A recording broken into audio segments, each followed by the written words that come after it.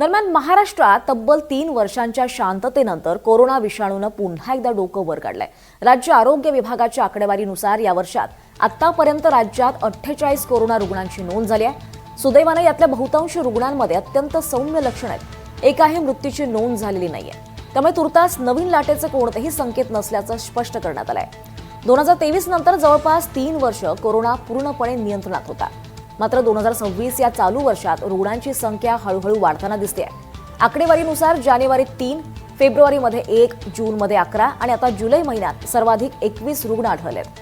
डॉक्टरांनी दिलेल्या माहितीनुसार हे रुग्ण कोणत्याही नियमित कोरोना चाचणीत नाही, तर इतर आजाराच्या उपचारादरम्यान किंवा शस्त्रक्रियेपूर्वी लागणाऱ्या फिटनेस चाचणीत पॉझिटिव्ह आढळलेत। तज्ज्ञांच्या मते हा विषाणू आता फ्लू म्हणजेच नेहमीच्या इन्फ्लुएन्झासारखा स्थिरावलाय। रोगप्रतिकारक शक्ती कमी झाल्यामुळे किंवा नवीन व्हेरियंटमुळे असे किरकोळ चढ उतार पाहायला मिळत राहतील।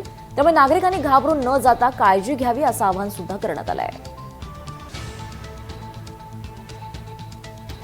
आणि आता देशातल्या स्मार्टफोन बाजारपेठेला मोठा फटका बसलाय। जून तिमाहीत स्मार्टफोनच्या विक्रीमध्ये तब्बल 10% घसरण झाली आहे। जानेवारी ते मार्च 2023च्या तिमाहीनंतर झालेली ही गेल्या 3 वर्षातली सर्वात मोठी घसरण आहे। या मंदीचा सर्वाधिक फटका 15,000 रुपयांपेक्षा कमी किमतीच्या बजेट स्मार्टफोन सेगमेंटला बसलाय। त्यांची विक्री तब्बल 45% घसरली आहे। बजेट आणि मिड रेंज फोन्सवर अवलंबून असलेल्या चीनी कंपन्यांना याचा मोठा फटका बसलाय। त्यांचा एकूण शेअर मार्केट शेअर 2020 नंतरच्या सर्वात खालच्या पातळीवर आलाय।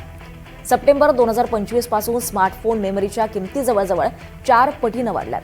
त्यामुळे कंपन्यांना फोनच्या किमती 15% वाढवाव्या लागल्यात, ज्यामुळे ग्राहकांनी आता खरेदी लांबणीवर टाकली आहे।